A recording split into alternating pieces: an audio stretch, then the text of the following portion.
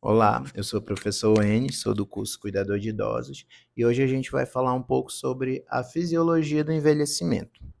Bom, os idosos eles usam algumas reservas fisiológicas com o passar do tempo para manter o processo de homeostase. O que é homeostase? É o controle de entrada e saída de líquidos celulares. E quando essas reservas são necessárias para suprir um aumento das demandas de alguma doença aguda que ele possa ter, ou alguma falha dos sistemas, independente do sistema, o que acontece? Os nossos órgãos e nossos tecidos, ele tem como é que eu posso dizer, uma modificação celular diferente. E essa modificação celular que acontece, ela está atrelada a um padrão de envelhecimento também diferente. Por quê? A gente consegue apresentar algumas alterações que acontecem tanto nos tecidos quanto nos sistemas, que elas são atreladas ao envelhecimento diretamente. Por exemplo, vamos falar de uma coisa bem simples, como a epiderme e a derme, que é a nossa pele, certo? Durante o processo de envelhecimento, o que vai acontecer? A gente vai ter essa alteração celular aumentada em 50%. Nessa alteração celular, a gente vai ter uma junção da derme e epiderme, porque ela passa por um processo diferenciado. Então, nesse processo de envelhecimento, a gente vai ter uma queda também de 10 a 20% a partir de cada deta na produção dos nossos melanócitos, que isso é causado por quê? Por conta da queda da nossa fotoproteção, que está atrelada à exposição ao sol, a exposição às luzes, a exposição em fatores que vão te fazer esse contato com as luzes UVA e UVB. As células de Langerhans, têm uma diminuição de 40%, que é uma resposta da hipersensibilidade tardia. A gente tem uma diminuição da provitamina D3, que há essa queda, e geralmente todo idoso precisa suplementar. A derme, a gente perde uma grande quantidade de derme durante o processo de envelhecimento, que a gente perde até 20% da espessura. A gente tem uma diminuição nas células, a gente tem uma diminuição na questão cardiovascular, no, no estreitamento das artérias, das veias. Então a gente sabe que só esse processo, quando a gente fala de pele, a gente acaba ocasionando um prejuízo na cicatrização, a gente tem diminuição na tensão da nossa pele, a gente tem diminuição na capacitação proliferativa da pele. Tudo isso são ocasionados pelo envelhecimento, principalmente o idoso ele tem mais suscetibilidade a lesões, como úlceras de pressão, a diminuição da musculatura microvascular, que tudo isso está atrelado ao processo de cicatrização. Então, o que acontece? Nessa diminuição aí dessa percepção sensorial da pele, a gente precisa sempre estar olhando com cuidado, porque ele fica mais suscetível a infecções. Por exemplo, o idoso ele tem, durante o processo de envelhecimento, ele tem alterações na audição. Por quê? Porque com o envelhecimento, ele ocorre essa diminuição da habilidade de ouvir as frequências mais altas. Então, isso resulta o quê? Na degeneração das células dos órgãos e dos sentidos, o que vai repercutir o quê? Na dificuldade de ouvir vozes femininas ou de crianças, conversas telefônicas, televisão. Então, o idoso pode ver que às vezes você precisa falar, às vezes, num padrão de voz um pouco mais alto, para ele poder te ouvir bem. Ele tem alterações no paladar. Essas alterações que acontecem no paladar são alterações degenerativas das células, principalmente das papilas gustativas.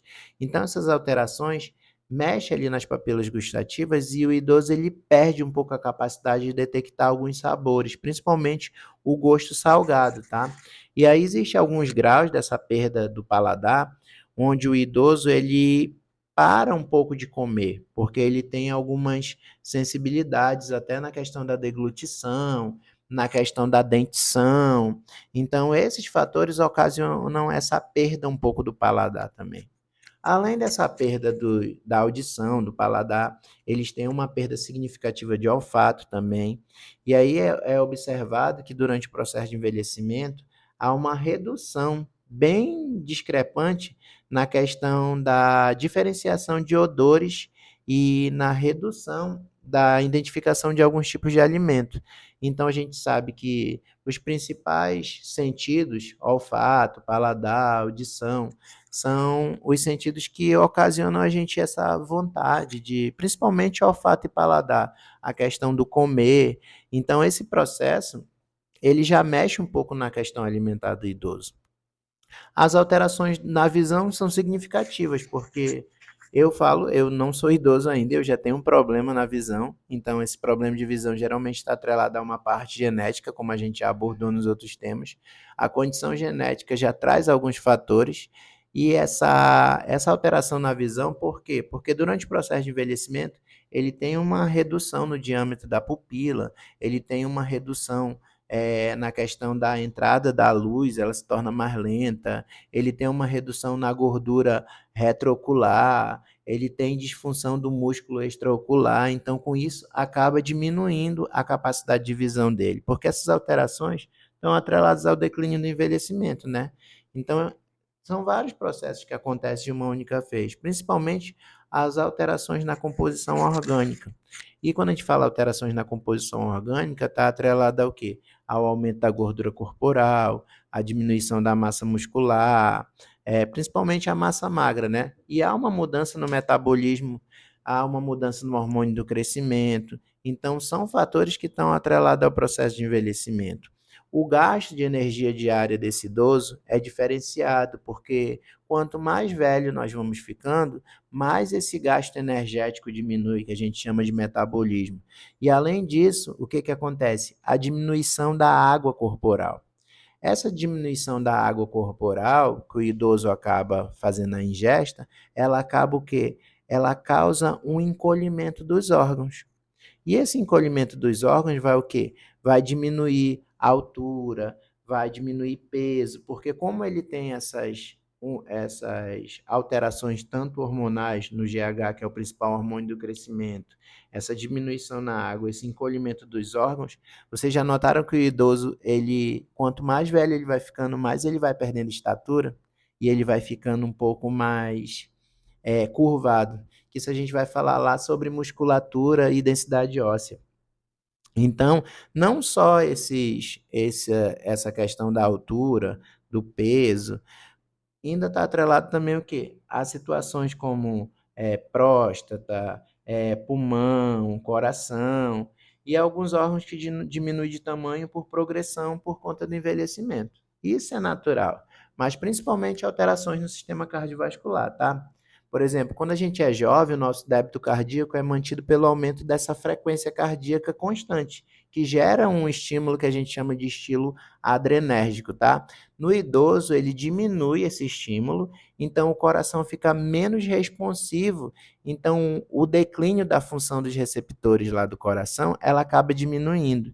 E aí, dependendo ali do enchimento ventricular, lá por conta do processo circulatório de bombeamento do coração, no processo de sístole e diástole, todo aquele envelhecimento de artérias e veias, ou então pode acontecer também um aumento da gordura ali. Então, são vários fatores que vão criar uma variabilidade na frequência cardíaca.